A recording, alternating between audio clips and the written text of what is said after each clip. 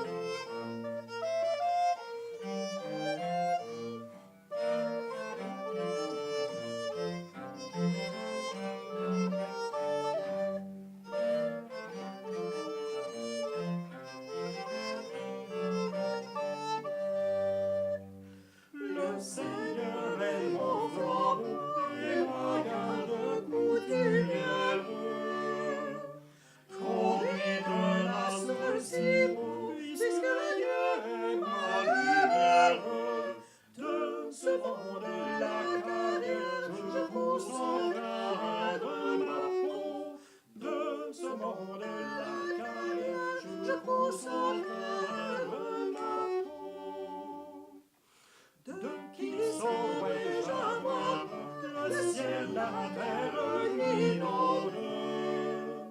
Ne saurait trouver en cœur, c'est de la vache qui donne. Oh, dans les puissants seigneurs, mon aile est secours je fonde. Oh, dans les puissants seigneurs, mon aile est secours je fonde.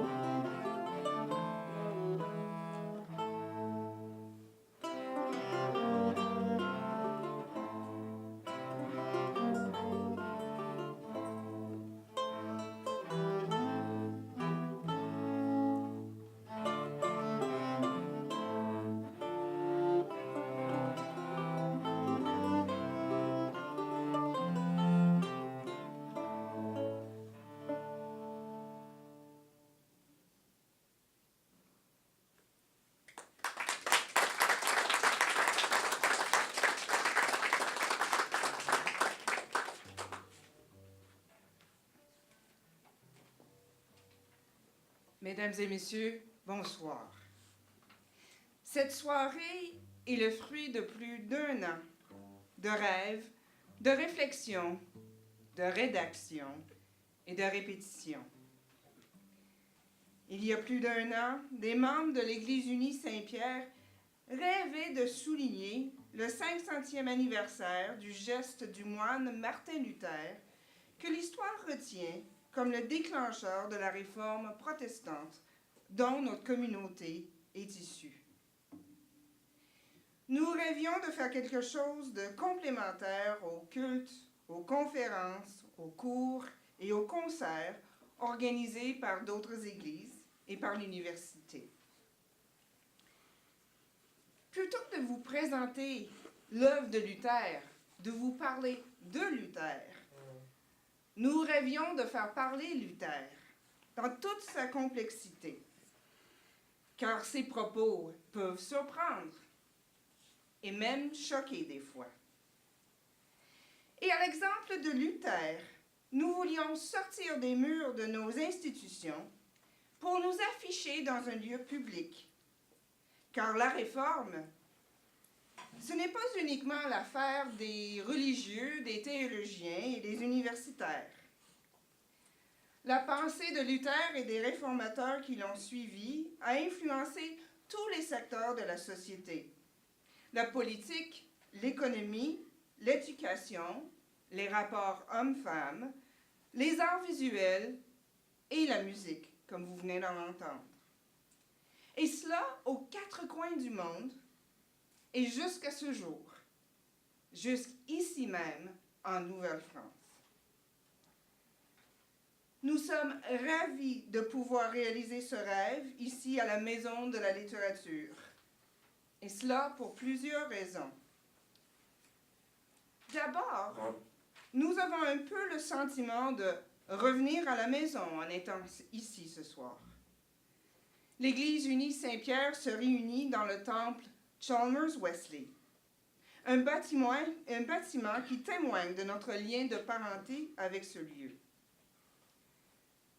Vous voyez, à l'origine, le bâtiment qui date de 1848 a été construit pour être le temple Wesley, église méthodiste, qui a fusionné après qu'elle est devenue l'église Wesley United, elle a fusionné avec l'église Chalmers United et nous avons à l'église Chalmers Wesley les vitraux qui étaient autrefois dans la partie bibliothèque de la Maison de la littérature et vous trouverez en haut au 3e un banc d'église.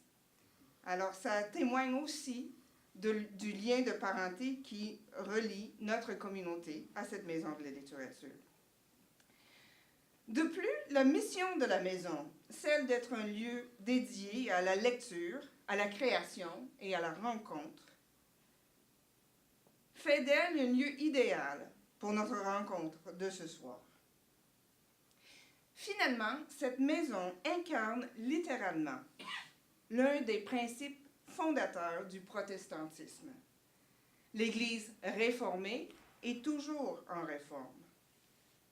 Cette ancienne Église a été transformée, réformée si vous voulez, en réponse à l'évolution de la société et des besoins de la population qu'elle voulait servir.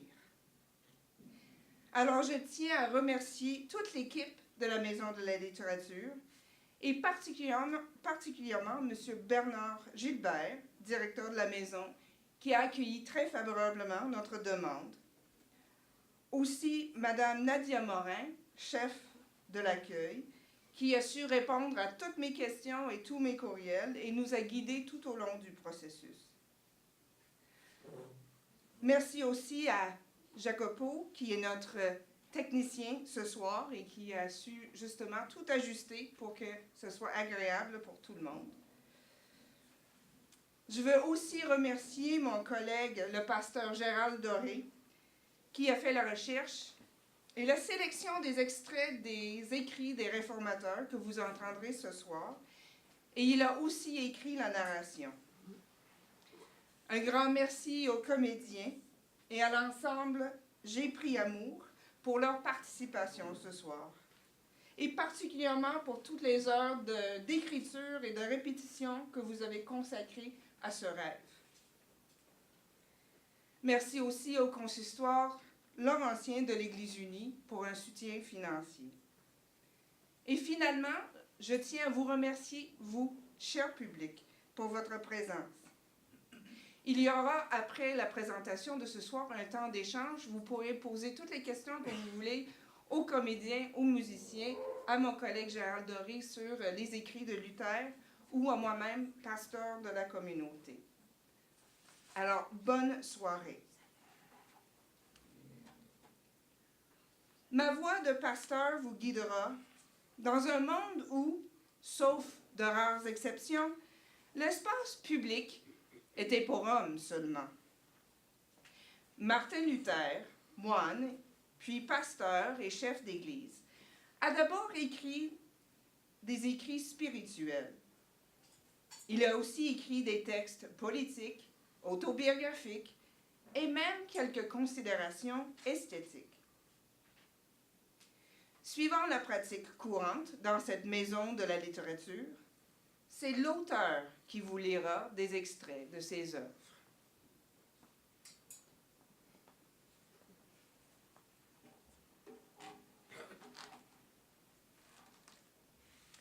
Nous sommes au XVIe siècle, en Allemagne. Un homme de son temps et de son monde décrit l'atmosphère dans laquelle il a grandi. Nous pâlissions au seul nom du Christ, car on ne nous le présentait jamais que comme un juge sévère, irrité contre nous. On nous disait qu'au jugement dernier, il nous demanderait compte de nos péchés, de nos pénitences, de nos œuvres. Et comme nous ne pouvions nous repentir assez et faire des œuvres suffisantes, il nous demeurait, hélas, que la terreur et l'épouvante de sa colère. La religion est au cœur de la vie de cet homme. Elle est le truchement par lequel sa vie trouve son sens. J'ai été moine et j'ai veillé la nuit. J'ai jeûné, prié et j'ai châtié mon corps. Je parle des moines pieux et sincères qui ont pris leur vocation vraiment au sérieux, qui ont fait de réels efforts, qui se sont mortifiés pour arriver à être comme le Christ et à conquérir la félicité éternelle. J'ai été un moine pieux, je puis l'affirmer, et j'ai observé la règle si sévèrement que je puis dire que si jamais un moine est arrivé au ciel par la moinerie, j'y serais bien arrivé aussi. Tous mes compagnons de cloître qui m'ont connu peuvent l'attester. Si cela avait duré plus longtemps, je me serais tué à force de veille, de prière, de lecture et d'autres travaux. Étant moine, je ne voulais rien omettre des prières. Souvent surchargé de besogne à cause de mes cours et de mes travaux écrits, je rassemblais mes heures de toute une semaine, voire même de 2 ou 3 semaines. Je m'enfermais alors parfois 3 jours entiers sans manger ni boire, jusqu'à ce que j'eusse fini mon bréviaire. La tête m'en devenait si lourde que je ne pouvais fermer l'œil pendant 5 nuits. J'étais à l'agonie et tout hébété. Dès que j'allais mieux et que je voulais faire mon cours, la tête me tournait. Ainsi, le Seigneur a dû m'arracher vraiment par violence à cette torture de la prière, tant j'y étais emprisonné. L'impasse de cette crise est le prélude d'une étape charnière dans sa vie. Est-elle survenue dans une illumination soudaine ou au terme d'un cheminement studieux? Il semble que ce soit les deux. Luther saisit alors autrement sa religion. Il lâche prise sur sa compulsion ascétique. Il s'abandonne dans la confiance à la justice divine comprise comme celle que Dieu lui donne en toute gratuité, et non plus comme celle que lui, Martin Luther, doit se mériter par ses observances et ses œuvres. J'ai longtemps erré. Je flairais bien quelque chose, mais je ne savais pas ce que c'était jusqu'à ce que j'aie trouvé le sens du premier chapitre de la lettre de Paul aux Romains. Le juste vivra par la foi. C'est cela qui m'a aidé. Pendant que je méditais jour et nuit et que j'examinais l'enchaînement de ces mots, la justice de Dieu est révélée dans l'Évangile comme il est écrit « Le juste vivra par la foi ». Je commençais à comprendre que la justice de Dieu signifie ici la justice que Dieu donne et par laquelle le juste vit, s'il a la foi. Le sens de la phrase est donc celui-ci. L'Évangile nous révèle la justice de Dieu, mais la justice passive, par laquelle Dieu, dans sa miséricorde, nous justifie au moyen de la foi. Comme il est écrit, le juste vivra par la foi. Aussitôt, je me sentis renaître, et il me sembla être entré dans des portes largement ouvertes, au paradis même. Le regard de Martin Luther sur la religion chrétienne qu'il professe change. Son engagement comme théologien est conséquent avec cette conversion. Son adhésion est désormais confiante dans la gratuité du salut, ce qui va à contre-courant. En effet, au même moment, un prédicateur parcourt le pays au bénéfice de la construction de Saint-Pierre de Rome. Il vend des indulgences, c'est-à-dire des remises de peine de purgatoire. Martin Luther en conteste le bien fondé théologique. Il publie alors une réfutation de cette pratique en 95 thèses, c'est-à-dire 95 courts paragraphes. En voici 7. Thèse 27.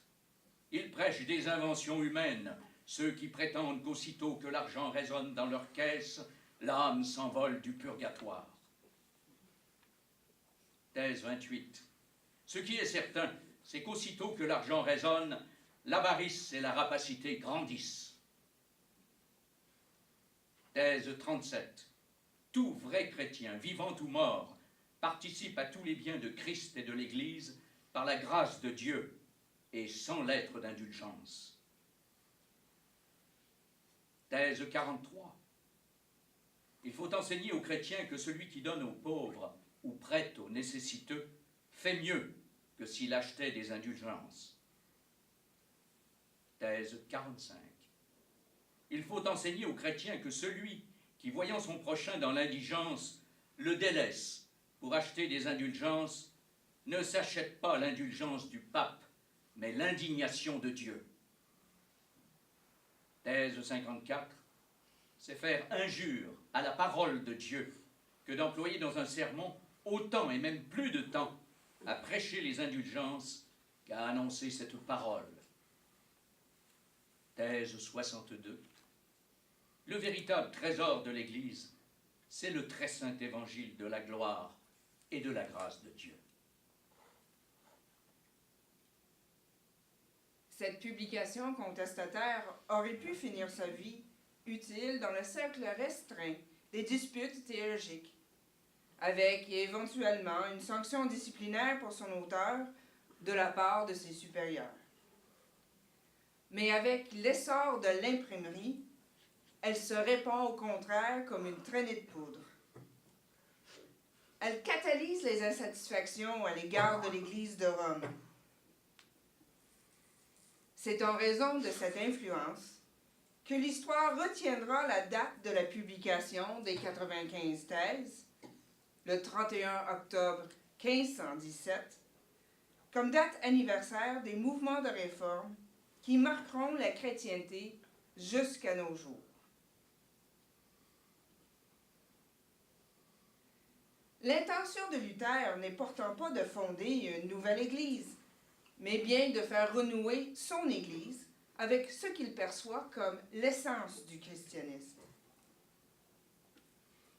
Il se retrouve, par la force des circonstances, à la tête d'une nouvelle Église.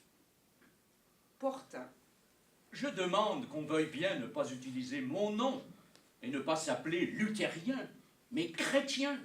Qu'est-ce que Luther? La doctrine n'est pas de moi et je n'ai été crucifié pour personne. Comment se fait-il que pour désigner les enfants de Dieu, on ose employer mon nom à moi, pauvre corps, tout puant et destiné à être mangé par les vers, mon nom à moi, en qui il n'y a point de salut?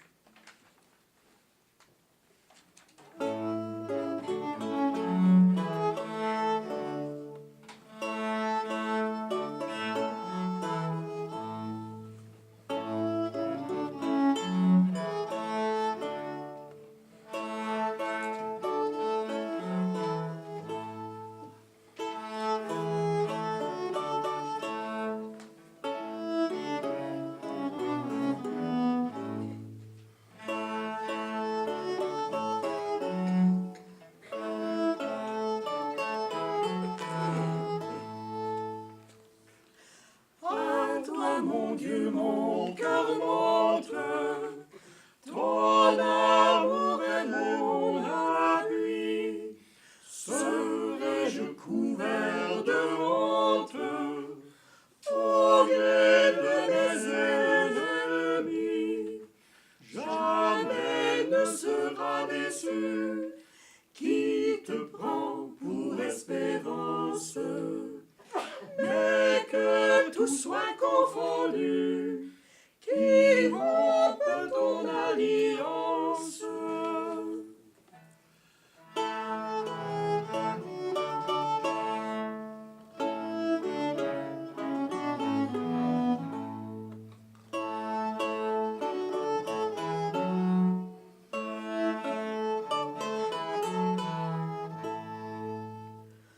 Montre-moi, Seigneur, la route, guide-moi dans ta clarté.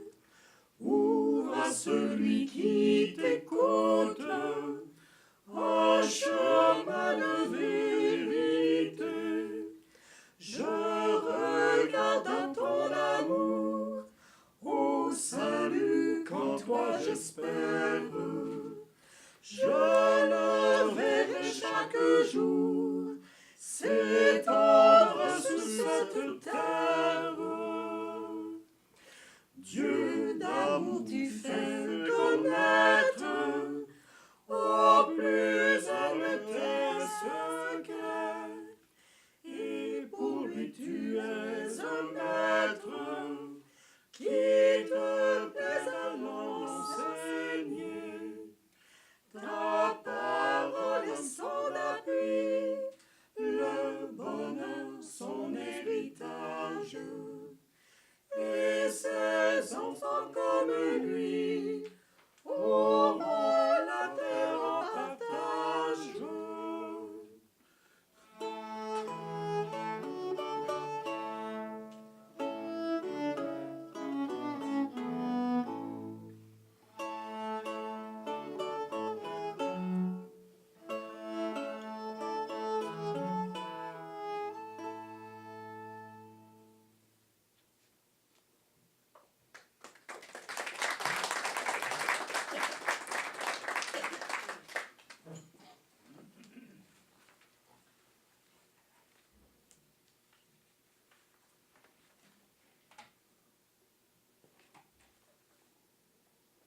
Le réformateur Martin Luther va voir la religion et la politique allant chacune son chemin.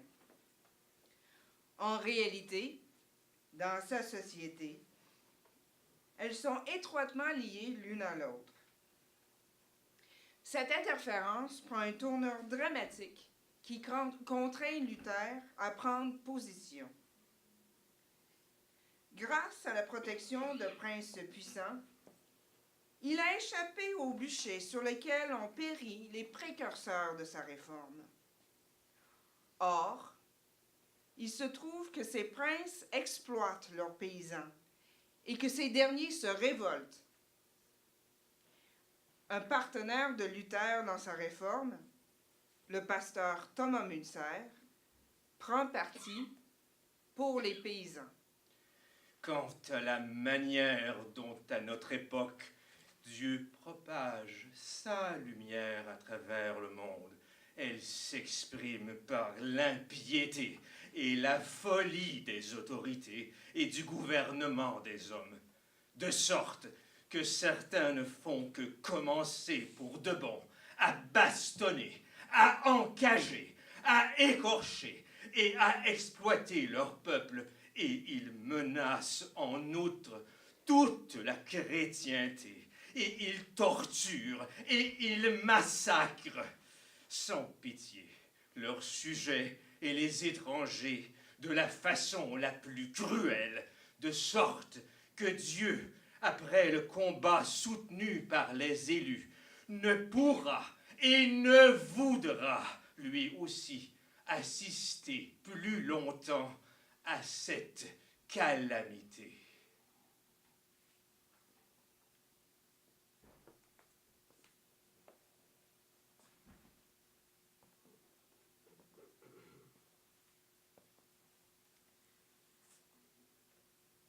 Dans un premier temps, Luther demande aux princes de réformer leur propre conduite. S'il est encore temps de vous donner un conseil, mes chers seigneurs, pour l'amour de Dieu, arrêtez-vous. Une voiture de foin se sert de côté pour laisser passer un homme ivre. Faites de même à l'égard des paysans. Agissez avec eux comme envers des gens ivres ou égarés. Adoucissez votre tyrannie, car vous ne savez pas quelle peut être la fin du conflit.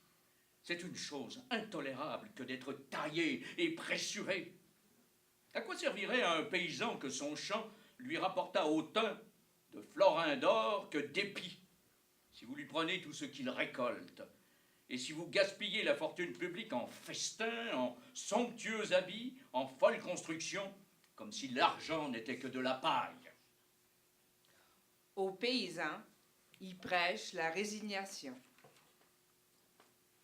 Vous ne voulez pas supporter qu'on vous maltraite et qu'on vous fasse injure? Vous réclamez la liberté, la justice, les biens, tandis que le Christ ordonne de ne pas résister à celui qui nous fait du mal, de céder toujours, de souffrir, de nous laisser tout ravir.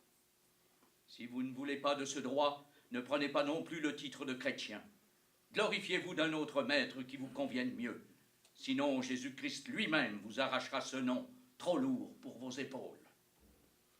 Devant l'escalade de la violence, Luther se déchaîne en faveur de la répression au profit de la loi et l'ordre.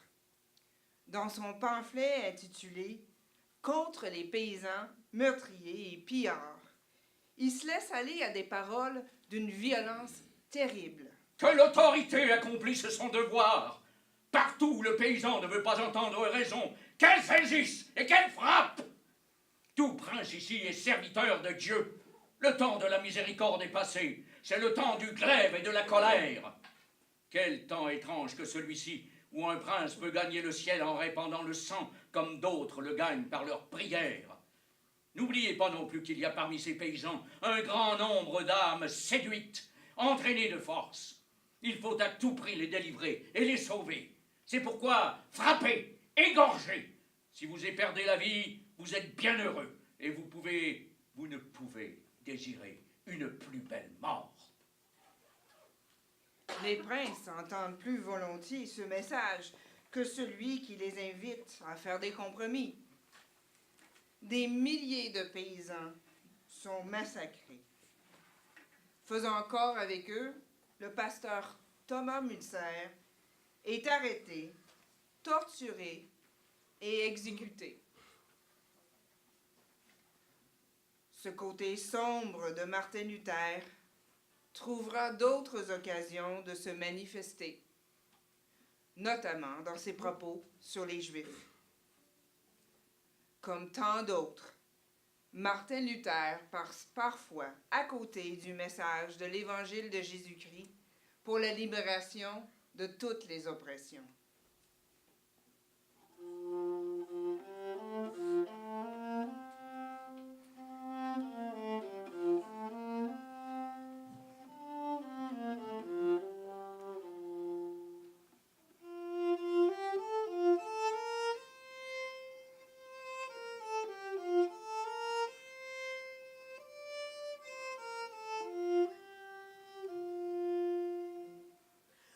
Que Dieu se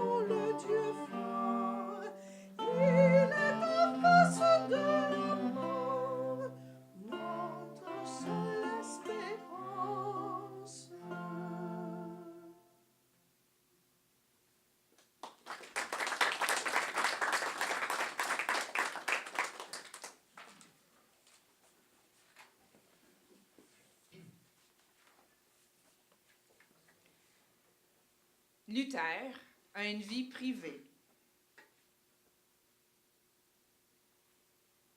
Selon lui, le privé est spirituel.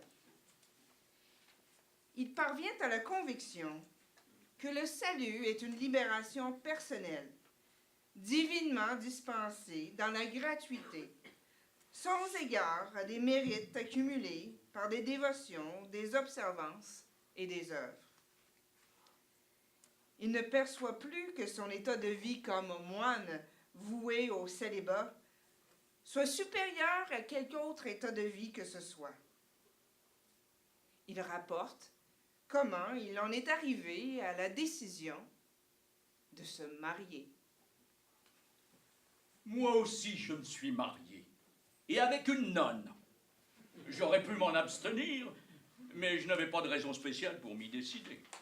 Je l'ai fait pour narguer le diable et ses écailles, les faiseurs d'embarras, les princes et les évêques, puisqu'ils sont assez fous pour défendre aux clercs de se marier.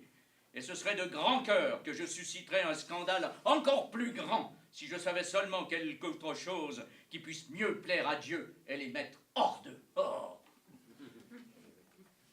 Il est vraisemblable que la tension générée par l'abstinence sexuelle ait joué un rôle dans cette décision. Dans des propos de table, il sera explicite sur la question. Quel fardeau que le célibat! L'exemple des saints-pères nous le montre. Augustin, déjà vieux, se plaint de ses tentations. Jérôme se meurtrit la poitrine à coups de pierre, mais il ne peut arracher de son cœur l'image des Romaines.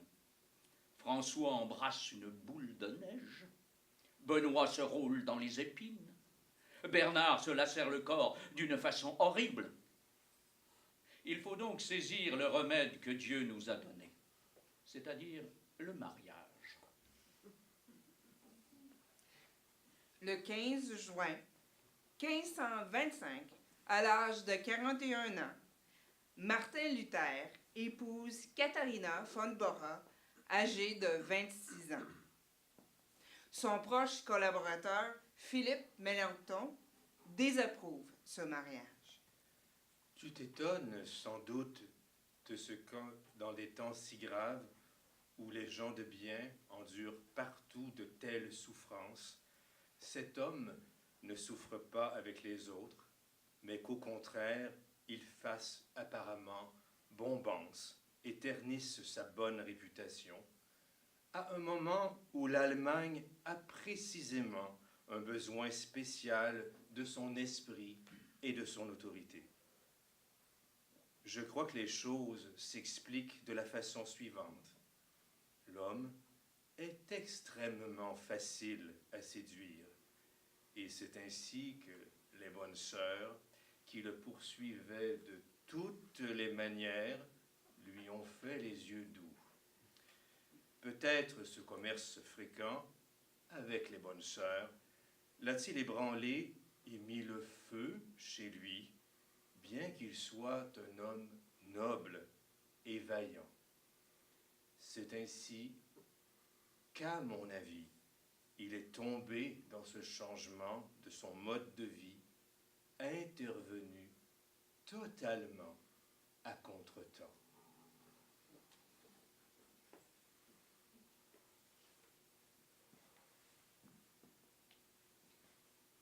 Luther serait devenu amoureux une fois marié seulement. C'est certainement la tristesse et la douleur la pire quand deux époux remplis de piété, qui étaient heureux l'un avec l'autre, qui se sont aimés et estimés, doivent se séparer physiquement l'un de l'autre. Combien notre vie est fragile et inconstante. Ah, cela doit faire mal quand des époux qui s'aiment ainsi sont séparés. 6 enfants naîtront de ce mariage. Tous les témoignages sont à l'effet que leur venue dans sa vie a beaucoup compté pour lui. Coucher ensemble est facile, mais les enfants sont l'apport le plus doux du mariage. Ils nouent et maintiennent le lien d'amour. c'est la meilleure laine du mouton. Un convive à la table de Luther raconte comment le réformateur tient contre lui un enfant qui chie et qui pisse. Ce sont ses mots. En fait, Martin Luther a une conception inusitée pour son époque du rôle paternel. Si un homme se mettait à laver les langes ou faisait pour l'enfant quelque autre action méprisée et que tous se moquent de lui et le tiennent pour un crétin et un efféminé, mais que lui le fait dans la foi chrétienne. Et dis-moi, cher, qui se moque le plus malicieusement de l'autre? Dieu rit avec tous les anges et les créatures, non de ce qu'il lave les langes, mais qu'il le fasse dans la foi.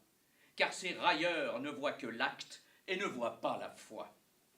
Dieu, avec toutes ses créatures, se moque d'eux comme des plus immenses sots qui sont sur terre. Et oui, ils se moquent seulement d'eux-mêmes, et ce sont les crétins du diable avec toute leur lucidité. Les enfants ont toujours leur place autour de lui, même dans le bureau où il travaille. À mon petit Hans, je dis, quand je travaille, fais quelque chose. Alors il me chante une petite chanson. Et quand il veut le faire trop fort, je le gronde un peu, et il continue certes de chanter, mais moins fort, et avec plus d'attention et de retenue. J'ai de grandes actions de grâce à rendre à Dieu, car il a bien voulu m'envoyer une compagne sage et pieuse, sur laquelle le cœur de l'homme peut se reposer. Ma Katharina, tu m'as fait un grand honneur, puisqu'avec la bénédiction de Dieu, ta fécondité m'a rendu père de 6 enfants. Pour ce qui regarde le ménage, je t'accorde le droit de commander. Tu peux me persuader de tout ce que tu veux. On ne sait pas dans quelle mesure Katharina, elle, devait user de patience à l'égard de Martin. Mais, étant donné le tempérament du principal intéressé, ce devait être dans une grande mesure. Il faut que j'aie de la patience avec ma femme Katharina, avec le pape, avec les princes, avec les disciples, avec mes adversaires, avec tous ceux qui m'entourent. Ma vie n'est autre chose que patience.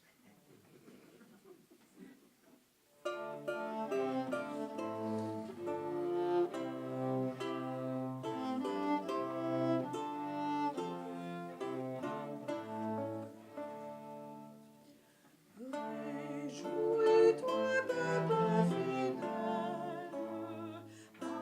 acclamez à peine.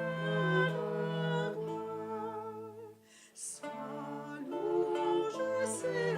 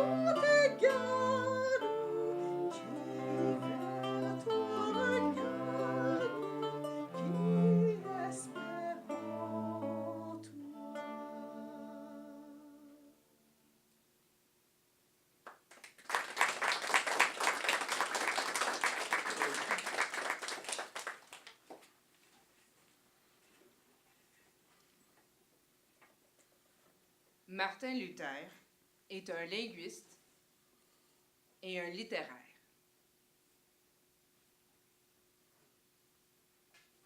Il traduit la Bible en allemand et écrit dans une grande variété de genres.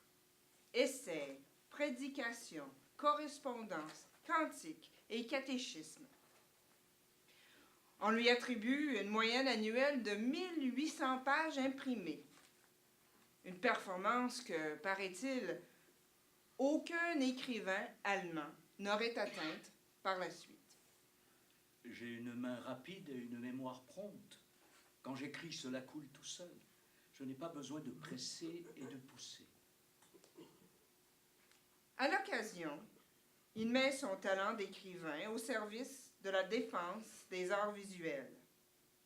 Il compte parmi ses proches le peintre et graveur Lucas Cranach.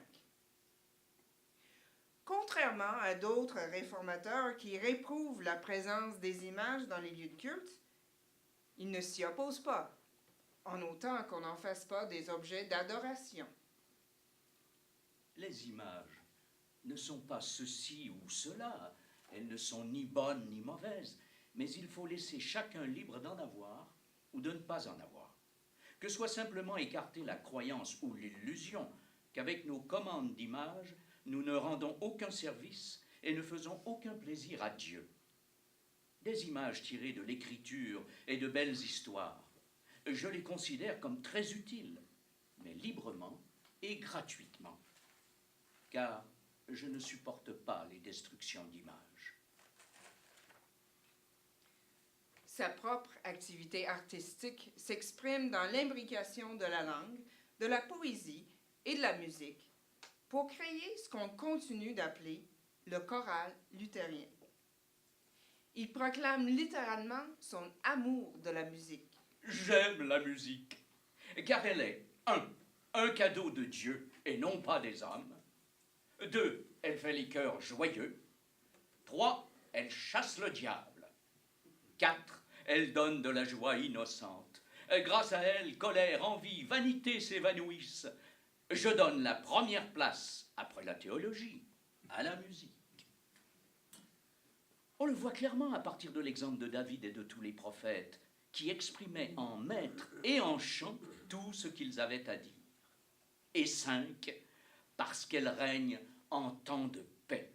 Restez donc fermes, et après notre époque, cela ira mieux pour cet art, car vous êtes du côté de la paix.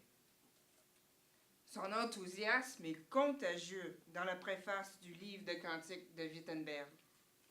Il ne saurait y avoir de mauvaise humeur, là où des compagnons chantent bien. Il n'y a plus ici de zizanie, d'envie ou de méchante humeur. De toute affliction, il ne doit demeurer rien. Avarice, souci et tout ce qui durement entraîne s'évanouit autant que toute peine.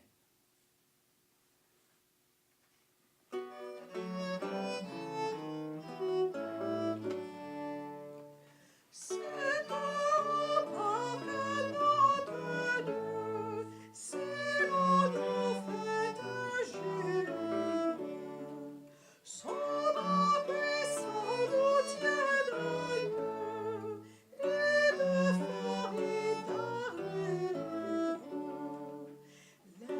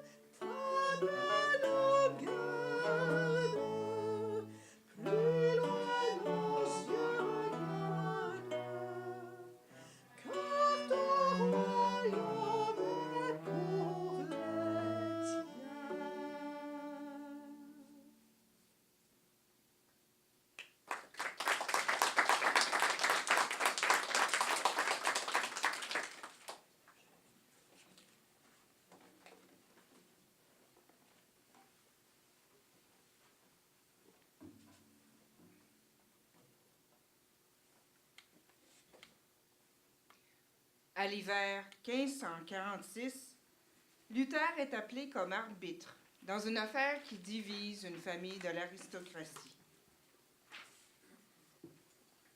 Le 23 janvier, il quitte Wittenberg où il réside pour se rendre à Eisleben, où doit avoir lieu l'arbitrage. Dès son arrivée, il tombe malade. Le dimanche 14 février, il prêche dans une église du lieu. La conclusion imprévue de sa prédication nous est connue, sans doute notée par un auditeur. Fermons donc les yeux sur toute sagesse humaine. Tenons-nous-en aux paroles de Christ et allons vers lui, car il nous appelle à lui. Il y a encore bien des choses à dire à ce sujet, mais je suis fatigué et je dois terminer. Ainsi soit-il. Le 17 février, il règle son affaire d'arbitrage et écrit à sa femme qui s'inquiète. Chère Katharina, tu te mets à la place de Dieu, comme si Dieu n'était pas tout-puissant et ne pouvait pas créer une douzaine de nouveaux Luther au cas où le vieux mourrait.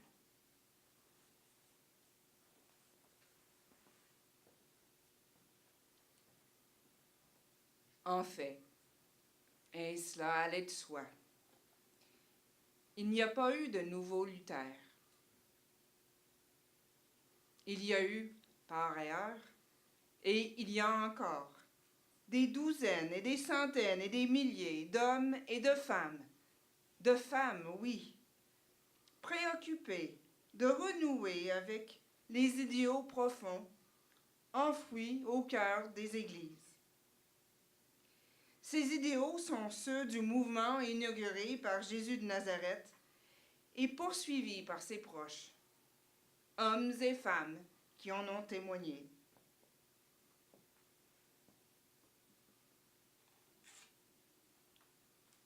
En ce lieu où les lettres comptent en tant que porteuses de l'esprit, entendons ces mots de la philosophe Hannah Arendt. C'est toujours dans la lettre morte que l'esprit vivant doit survivre, dans une mort dont on ne peut le sauver que si la lettre rentre en contact avec une vie qui veut la ressusciter.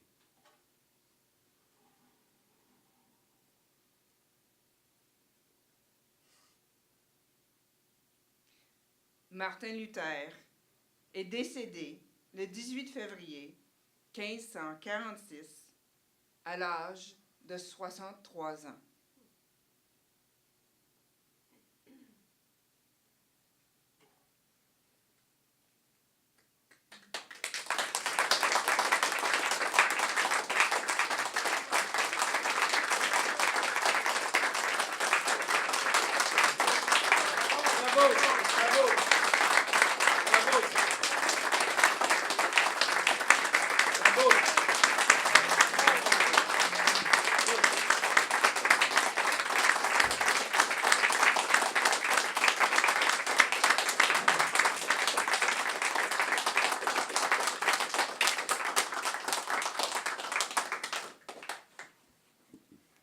Avoir un peu de lumière dans la salle. Maintenant, la parole est à vous. Alors, est-ce qu'il y a des gens qui ont des questions? Et Gérald, je vais t'inviter à venir en avant. Gérald Doré, l'auteur de la pièce de ce soir, on l'applaudit, Gérald.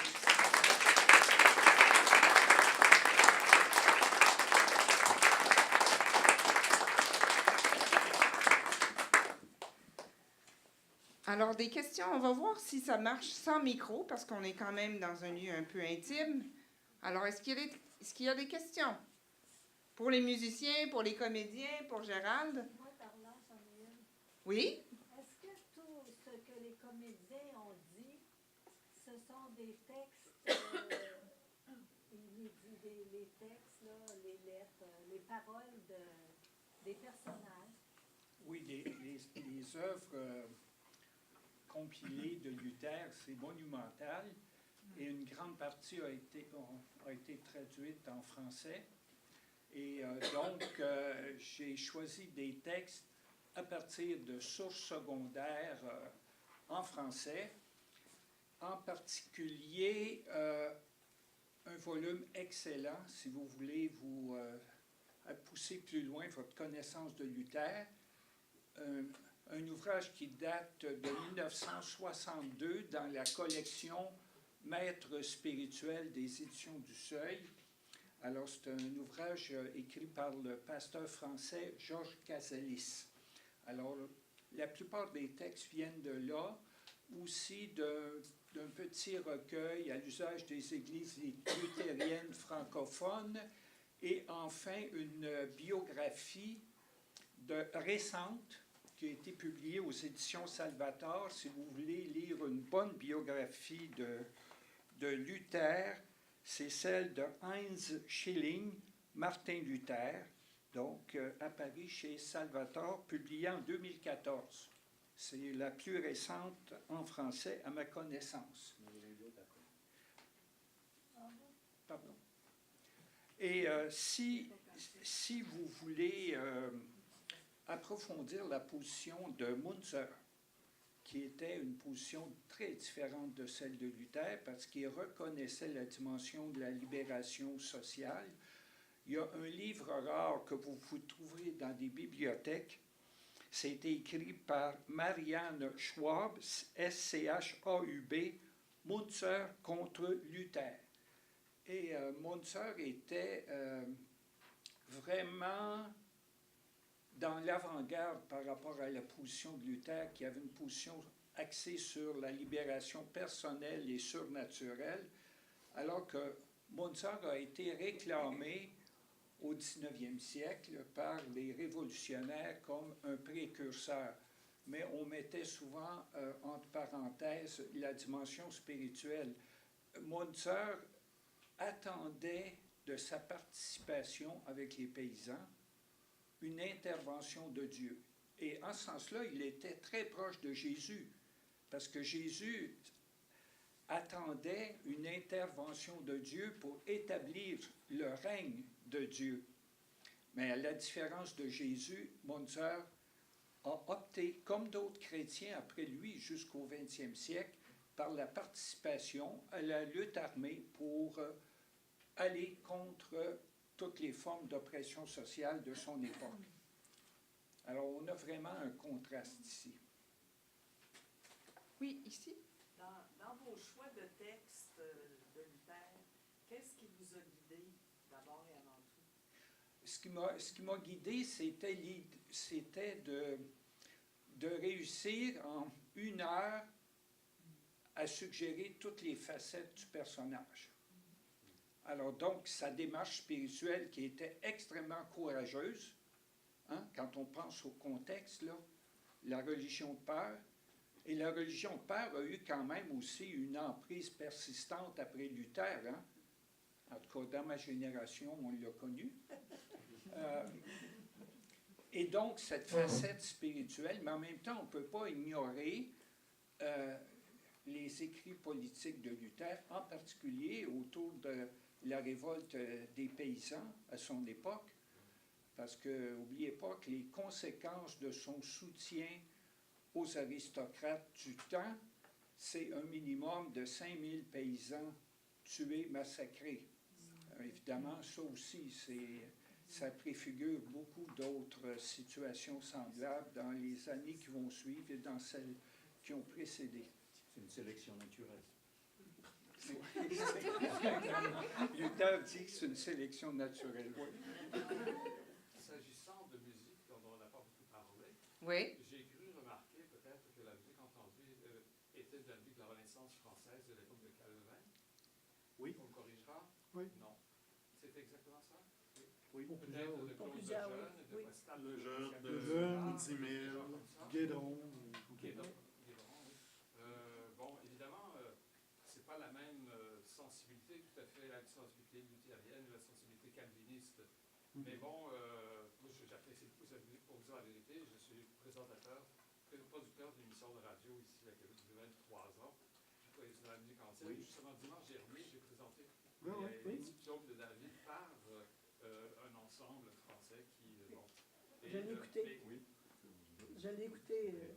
Mais c'est la musique qui est bien, hein, pas la musique qui est importante. La musique d'abord, la musique d'abord.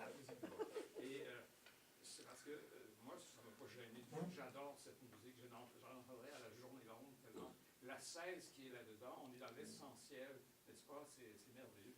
Mais bon, c'est sûr que vous avez été obligé de... C'est parce que probablement que vous avez voulu présenter de la musique en français. Parce que la musique luthérienne, proprement, est en allemand, mais il y a... Ben, c'est aussi, je vais... Il ne pas être un gêneur. Hein, Non, mais c'est aussi, ce sont des cantiques que la communauté de Saint-Pierre chante. C'est tiré, les 4, pendant la présentation des extraits, les 4 cantiques qui ont été, ou les psaumes qui ont été joués, sont tirés du recueil de cantiques que nous avons utilisé pendant longtemps et qu'on continue à utiliser, l'Arc-en-Ciel. Alors, on voulait aussi montrer comment... Parce que la réforme n'a pas commencé, elle n'a pas fini avec Luther. Et elle continue aujourd'hui à inspirer des gens, dont des gens ici présents, et on continue à chanter cette musique à toutes les semaines. Alors, c'était vraiment des cantiques que nos paroissiens connaissent et chantent. Le contraste n'est pas si fort que ça avec Luther, parce que c'est un rempart que notre Dieu vient de Luther. Et on ne sentait pas une différence si marquée. Le dernier. Oui, si marquée avec les psaumes, ce que les gens appelaient les marottes, les psaumes de Clément Marot, mis en musique par des musiciens de la même époque. Mais effectivement, c'est ce qu'on... Les 150 premiers cantiques du livre Arc-en-Ciel qu'on a chantés pendant 20 ans, sont de cet ordre-là. Une question ici de la part d'Irène. Oui, pour répondre à Denis, j'ai eu le même commentaire intérieur quand j'ai vu le programme. J'ai dit, tiens, ils font le psautier huguenot. Ah, il y a quand même un choral de Luther, mais il ne faut pas oublier qu'au milieu du XVIe siècle, Luther et tous ses amis musiciens avaient forgé toute une collection de cantiques premiers, mais qu'ils allaient puiser dans le grégorien, dans la chanson populaire, dans la danse même, ce que les gens connaissaient, ce qu'ils avaient dans les oreilles, des oreilles de catholiques qui ont changé de religion, ou des gens du peuple qui connaissaient, mais qu'il y a eu constamment des interférences entre le psautier huguenot, qui a circulé beaucoup en Alsace et qui s'est déplacé en Suisse alémanique, entre autres, et que finalement, au cours de la fin du XVIe, après la mort de Luther, puis au XVIIe, on a souvent pigé dans le psautier huguenot, mais on a embelli, on a revampé les mélodies pour les rendre un petit peu plus modernes, un petit peu plus tonales aussi. Alors ça va bien quand même dans le circuit, comme que Dieu se montre seulement, a été retravaillé par Bach d'une manière méconnaissable, mais c'est quand même la même base. Est-ce que j'ai vu une question ici, de ce côté-ci? Non? Paul-André. Moi, j'aimerais demander au comédien qui a incarné Luther, pour avoir une carrière d'incarner tellement de personnages, qu'est-ce que ça fait vivre quand on incarne un personnage comme celui-là? Est-ce que c'est comparable à n'importe quel personnage, historique ou fictif? Ce que ça fait tout un changement parce que cet été, dans les cantons de l'Est, j'étais cardinal.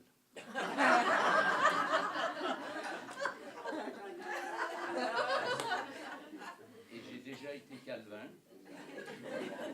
Je suis un comédien œcuménique. Les rabbins. Mais effectivement, c'est un cheminement très intéressant. Et surtout quand, puisqu'on parlait de Suisse, je suis suisse-français. Et j'ai été élevé dans le bain de la religion protestante. Et Calvin m'était beaucoup plus familier que Luther. Mais à part les excès de Luther au niveau de trucider ou faire trucider les paysans, Je préfère Luther à Calvin. Alors, il y en a qui ne m'aimeront peut-être pas, mais Calvin était tout un ascète. Je n'étais pas là, par exemple, mais il paraît qu'à Genève, à l'époque de Calvin, ça n'était pas rose. Les femmes n'avaient pas le droit de se maquiller, ni de porter de bijoux. Alors pour ça, Luther était... il me correspond beaucoup. J'ai langé mes enfants. Et je fais la cuisine et les choses du ménage. À son époque, c'était extraordinaire. C'était extraordinaire. Alors non, c'est un grand privilège que j'ai eu d'interpréter ces textes. J'ai essayé de vous les rendre parce qu'il y a plusieurs facettes. Évidemment, au début, c'est un moine contrit, craintif, et par la suite, il prend du galon jusqu'à un certain point, même si c'était à son corps défendant. Et c'est ça. C'était une époque difficile que j'avais étudiée en histoire. Moi, je savais qu'il avait demandé l'absolution du pape, puis que le pape n'avait rien voulu savoir. Alors c'est ça, il fallait qu'il ait de la patience avec tout ce monde-là. Et je n'ai pas eu besoin d'avoir beaucoup de patience avec les pasteurs qui m'entouraient. D'autres questions? Oui, oui. Joël, le privilège est surtout pour nous de t'avoir vu et entendu. Merci. Dany, moi j'ai beaucoup apprécié sa présence et personnellement j'ai découvert une autre facette de tes capacités, puis c'était vraiment agréable. Merci.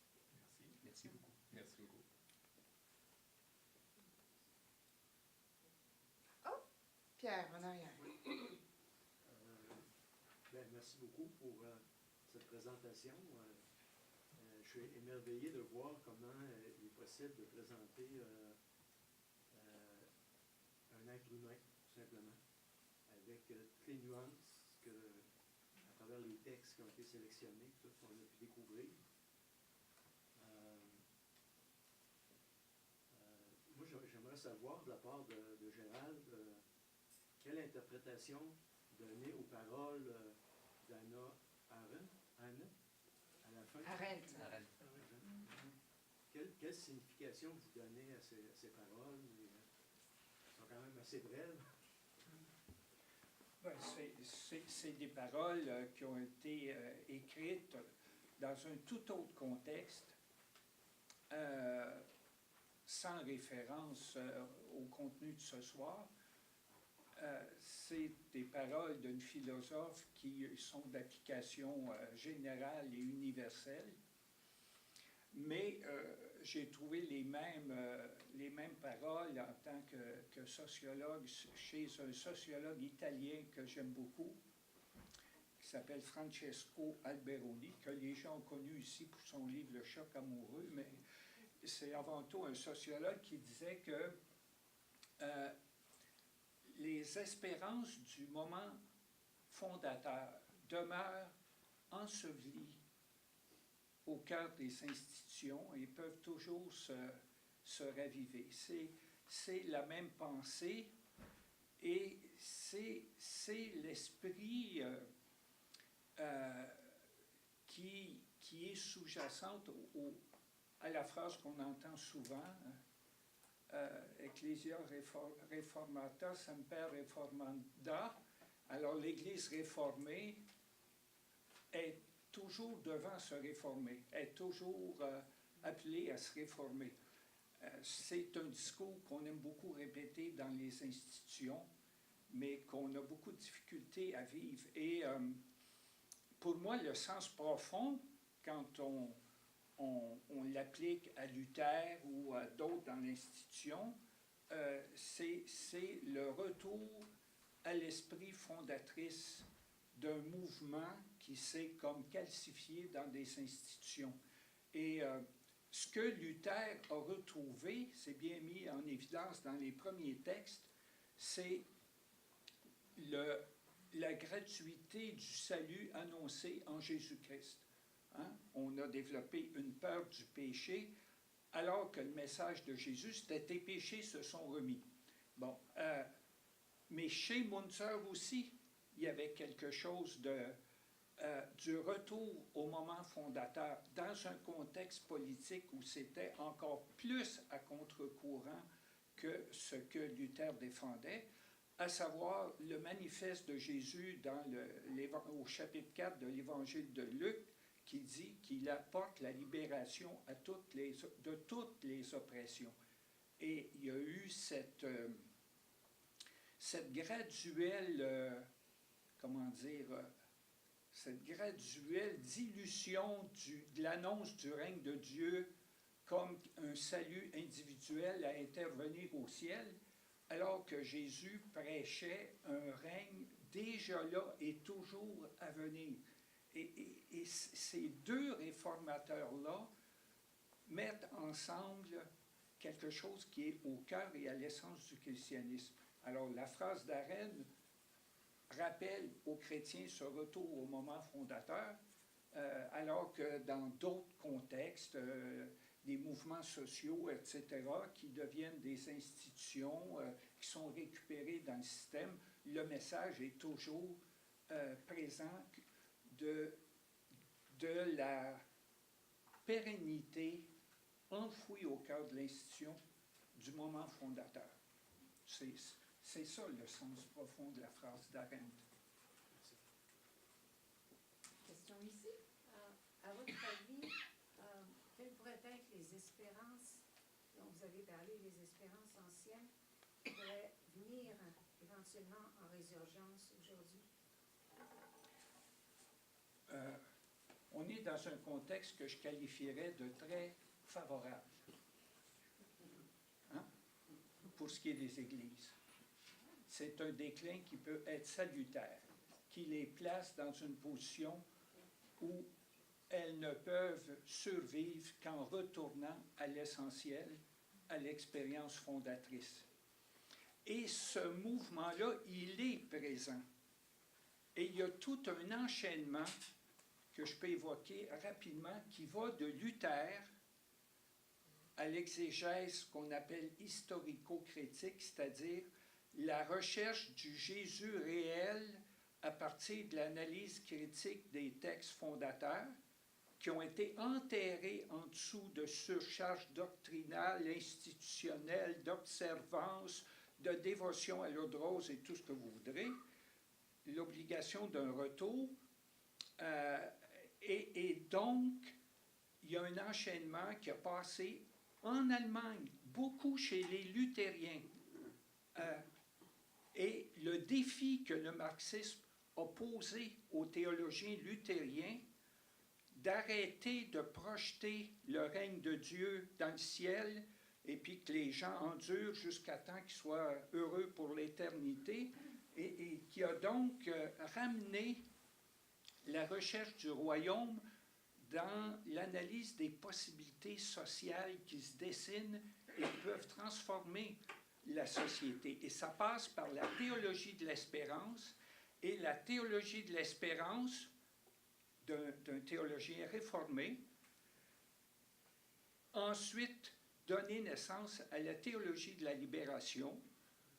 Le premier ouvrage de théologie de la libération, c'est en 1968, par un pasteur presbytérien exilé aux États-Unis, dénoncé par des membres de son Église, accoquiné avec la dictature militaire, qui se retrouve aux États-Unis, qui fait une thèse de doctorat qui s'appelle « Towards a Theology of Liberation ». Et peu de temps après, le théologien catholique péruvien lance « Théologie de la libération », et c'est un mouvement extraordinaire qui s'est développé en Amérique latine et dans d'autres pays dans le monde, qui a été beaucoup par la suite réprimé par l'institution religieuse, beaucoup, mais qui survit encore et qui est une recherche du sens profond de l'annonce de la libération de toute oppression par Jésus-Christ. Et c'est encore vivant, c'est le moment actuel, à mon avis, de la réforme dans les églises. On le sent peut-être moins ici, mais il y a un avenir qui se dessine de ce côté-là.